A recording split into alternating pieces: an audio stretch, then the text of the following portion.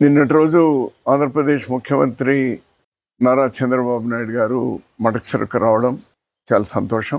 ఒక ప్రభుత్వ కార్యక్రమాన్ని చాలా సాదాసీదాగా బలవంతపు తరలింపు లేకుండా ఆ సభను నిర్వహించడం చాలా సంతోషంగా ఉంది. ఏ ప్రభుత్వ కార్యక్రమాలైనా కూడా ఈ ప్రభుత్వాలన్నీ భవిష్యత్తులో ఏ ప్రభుత్వాలైనా ఇది కొనసాగించడం మంచిది అనేది నా అభిప్రాయం. కారణం ఏమంటే ఒకప్పుడు జనం తరలింపు అవసరం, ఎందుకంటే ఈ ప్రసార మాధ్యమాలు లేనప్పుడు, ఇప్పుడు ఈ సోషల్ మీడియా కానీ ఎలక్ట్రానిక్ మీడియా ఉన్నప్పుడు ప్రపంచమంతా చూడొచ్చు. 10 మందితో జరిపిన ఇష్యూ ప్రపంచమంతా తెలపచ్చు. అటువంటి ఒక మంచి ప్రయత్నం నిన్న జరిగింది. నేను నా హర్షాన్ని వ్యక్తం చేస్తున్నాను.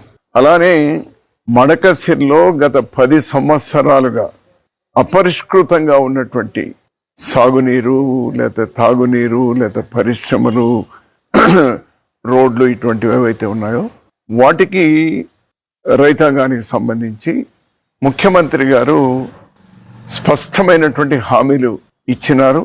నా హర్షాన్ని వ్యక్తం చేస్తున్నాను. ఒక మడకసిర వాసిగా నా హర్షాన్ని వ్యక్తం చేస్తున్నాను. వాటన్నిటి కూడా వెంటనే ఇంప్లిమెంట్ చేసేటువంటి శక్తి కూడా భగవంతుడు ఈ ప్రభుత్వానికి ఇవ్వాలి. మడకసిరిలో గత 10 సంవత్సరాలుగా పెండింగ్ ఉన్నటువంటివన్నీ పరిష్కారం కావాలి అని నేను కోరుతా ఉన్నాను. దశాబ్దాలుగా ఉన్నటువంటి ఒక సమస్యకు సుప్రీంకోర్టు పరిష్కారం ఇచ్చింది నిన్నటి రోజు. 7 ధర్మాసనంలో ఉన్నటువంటి జడ్జీలు ఒక మంచి నిర్ణయాన్ని వెల్లడించినారు, తీర్పునిచ్చినారు. ఎస్సీ ఎస్టీలో వర్గీకరణ జరగాలి, అందరూ సమానం రావాలి అనేటువంటి దాంతో ఇచ్చారు. మనస్ఫూర్తిగా నేను హర్షిస్తా ఉన్నాను. సుదీర్ఘమైనటువంటి పోరాటం ఈరోజు సాకారమైంది. అందులో భాగస్వాములైనటువంటి అందరికీ, ప్రత్యేకించి మందకృష్ణ మాదిగ ఎక్కువగా శ్రమించినారు. మిగిలినటువంటి వాళ్ళు కూడా వేదికలు సపరేట్ అయినా కూడా అదే లక్ష్యంతో పనిచేస్తూ వచ్చినారు. అందరికి కూడా నేను అభినందనలు తెలియజేస్తున్నాను. ఇది అందరికీ మేలు జరుగుతుందని నేను పర్సనల్గా విశ్వసిస్తున్నాను. కాంగ్రెస్ పార్టీ కూడా విశ్వసిస్తుంది. అలానే ఇప్పటికైనా కేంద్ర ప్రభుత్వం ప్రతిష్టలకు పోకుండా జన కుల గణన జరగాలి. ఇప్పుడు ఎస్సీ ఎస్టీలో కూడా వర్గీకరణ జరగాలంటే ఇందులో 59 వర్గాలు ఉన్నాయి ఎస్సీల్లో, అదేవిధంగా ఎస్టీలో కూడా చాలా ఉన్నాయి. ఎవరు ఎంత అని తెలవాలి కదా.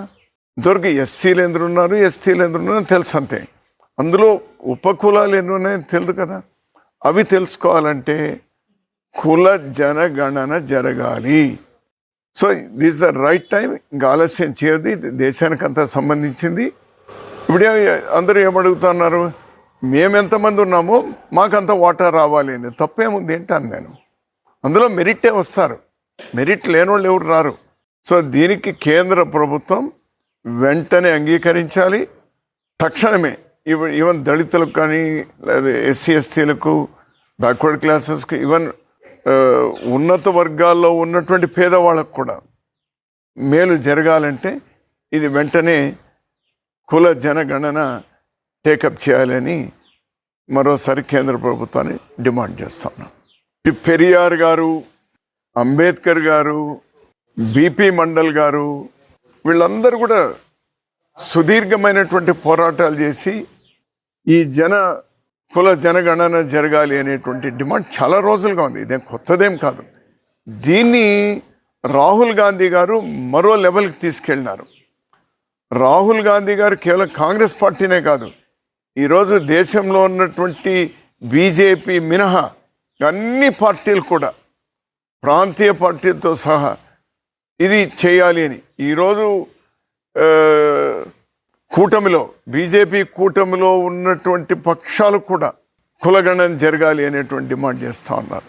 దీన్ని రాహుల్ గాంధీ గారు ఈరోజు ఒక సక్సెస్ఫుల్గా అందరి యొక్క అభిప్రాయాలను సాకారం చేయడానికి, ఇది ఒక సుప్రీంకోర్టు తీసుకున్నటువంటి నిర్ణయం, రాహుల్ గాంధీ గారు తీసుకున్నటువంటి పోరాటానికి ఊతం ఇచ్చింది. ఇది సాకారం అవుతుంది అని నేను విశ్వసిస్తా ఉన్నాను. కేరళలో భారీ వర్షాలతో వందలాది మంది చనిపోవడం, చాలా భయానకమైనటువంటి పరిస్థితి ఉండడం, రాహుల్ గాంధీ గారు రాజీనామా చేసినా కూడా వైనాడు ఎంపీగా అతను, ప్రియాంక గాంధీ గారు చాలామంది వెళ్ళొద్దు, అక్కడ చాలా ప్రమాదకరంగా ఉంది అని హెచ్చరించినా కూడా అక్కడ ప్రాణాలు కోల్పోయినటువంటి కుటుంబాలను, మరి అక్కడ ఇబ్బందుల్లో ఉన్నటువంటి వాళ్ళను పరామర్శించడానికి నిన్నటి రోజు వాళ్ళు వెళ్ళడం, ఆ వర్షంలో తడుచుకుంటూ ఆ బురదలో వెళ్తూ వాళ్ళందరికీ కూడా ఒక ధైర్యాన్ని ఇస్తూ, అటు ప్రభుత్వానికి కూడా మేము బాసటగా ఉంటాం, రాష్ట్ర కేంద్ర ప్రభుత్వాలు అందరూ కలిసి పనిచేద్దాం, రాజకీయాలకు అతీతంగా వాళ్ళకి అండగా ఉండాలి అనేటువంటి ఒక అప్పీల్ చేయడం అనేది ఏదైతే ఉందో నిజంగా మానవత్వం కలిగినటువంటి ఒక నాయకుడిగా రాహుల్ గాంధీ గారు నిన్న ప్రదర్శించినారు.